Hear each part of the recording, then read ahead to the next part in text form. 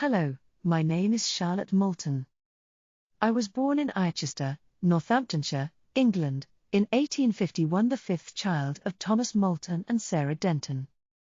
I remember Mother bringing home from the bakery each Saturday night, a tempting large meat pie for the Sunday dinner. My parents joined the LDS Church and longed to go to Zion. Mother had been saving money for the trip. With help from the Perpetual Emigration Fund, our family boarded the sailing ship Thornton in March of 1856. The ship had been chartered to carry 764 converts of Danish, Swedish and English nationality from Liverpool to New York. When we got to Iowa City, we joined the Willie Handcart Company. Our family of 10 were assigned 2 handcarts. We had to leave some luggage there because it would not all fit.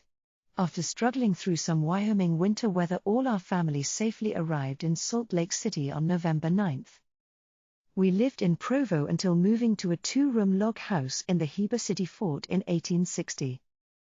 5 years later we moved to this brick house Father built in 1865. I learned the art of cording, spinning and weaving. The Charles Carroll family lived nearby and I became attracted to one of their sons named Willard. I fell in love with and married Willard Carroll in 1869 in the endowment house. This photo is of the inside of the Heber City School where Willard taught for several years. He was also active in producing plays for entertaining the public. Our first 4 children, James, Willard, Thomas, and Charlotte Elizabeth, were born here. Willard died before reaching age 2. This photo shows James, his wife Mary Bell Black and son Charles. This photo shows Thomas and his wife Amy Jane Black. Amy Jane is a sister of Mary Bell. Our daughter, Charlotte Elizabeth, married Orderville Wallace Porter, shown here with 6 of their 9 children. Grandpa Charles Carroll wanted to live in a community trying to live the United Order, so we all moved to Orderville, Utah in 1877, where we lived for 13 years. Willard had many different jobs and also served a mission in the southern states. Our next 5 children were born in Orderville. We named them Charles, Sarah, John, William, and Lucy.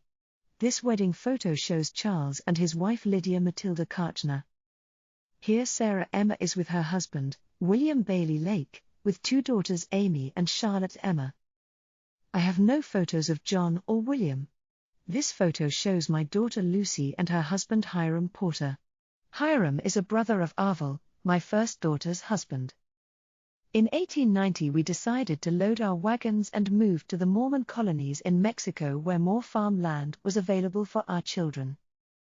While living in Colonia Pacheco in 1893, Willard married a lovely widow named Elizabeth Emma Slade. She had 3 children when her husband George Wilson McConkie died. Her and Willard had 5 more. Our last 2 children, George and Frederick, were born in Mexico.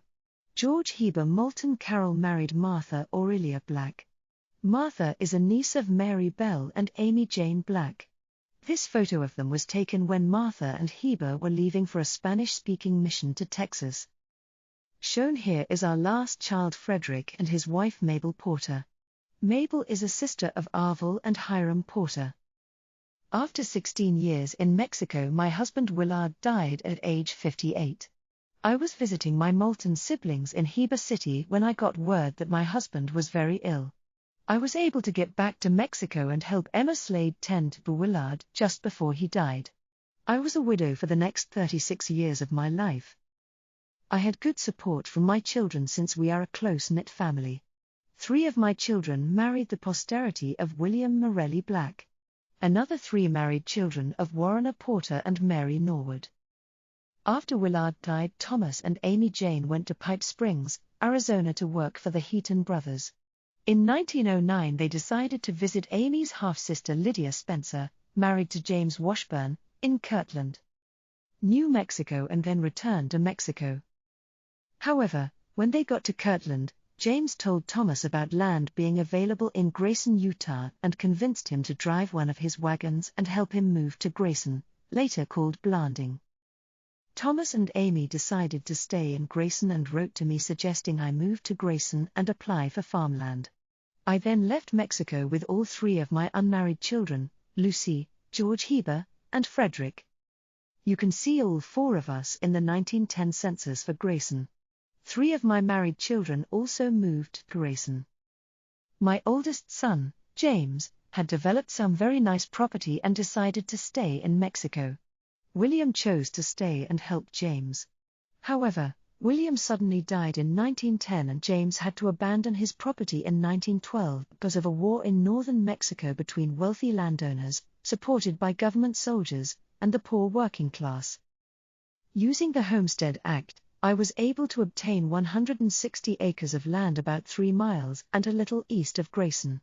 We lived in tents until my sons built me a cozy 2-room home to live in.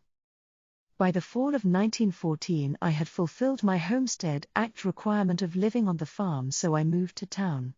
Here I planted a garden, raised flowers and raspberries, and continued as a Relief Society teacher. I also braided a 5-by-7-foot oval rug for my floor. During the winter of 1915 I lived with my brothers and sister in Heber City, and in 1916 I returned to Blanding and tended my garden and flowers. In the fall I joined Thomas and Amy in Salt Lake. This began my many years of temple work. I was next blessed with a widow's pension because of Willard's service in the Black Hawk Indian War. I received a lump sum past due payment, then a regular $12 per month payment. Life became even more pleasant when the payment was raised to $30 per month. In the winter of 1918 the flu epidemic was raging in Utah and I became sick. When I recovered I went to Blanding for 3 years and lived with my daughter Elizabeth and her husband Arvel Porter. When my son James came to Grayson he bought the land kitty corner to the newly constructed San Juan Stake Center on Main Street, shown in the background. I am sitting in on the right side in front of Elizabeth. Elizabeth's sister-in-law, Mabel, is standing behind Mabel's mother-in-law, Mary Melinda Norwood Porter. In front is Rachel Hardy, Arvel Jr.'s wife, and son Dallas. In 1921 the Porters moved to Ogden and I went with them. Part of the time I lived with Thomas and Amy in Salt Lake and regularly attended the temple. I find much peace and joy in temple work. In 1934 my son James came from Blanding and took me to Orderville, where we visited friends and relatives we had not seen for 44 years. James also took me to a Heber City 24th of July grand homecoming for previous residents. My health worsened and my daughter Sarah Emma took me to Oakley, where, on the 7th of June 1936, my 85th birthday party was celebrated. In June of 1938 and 1939 the family also gathered in Oakley to celebrate my birth. That was my last one before graduating from this earth life. I passed away May 25, 1940. I am blessed with a wonderful posterity. I am a happy mother of 8 living children, having laid 3 away. My family are loyal Latter-day Saints. I am the proud grandmother of 63, the great-grandmother of 68 plus 5 adopted and 2 great-great-grandchildren by adoption. It brings me eternal joy to realize that me and my children have performed thousands of ordinances in the Salt Lake Temple. Keep up the good work. I will talk to you later. Bye.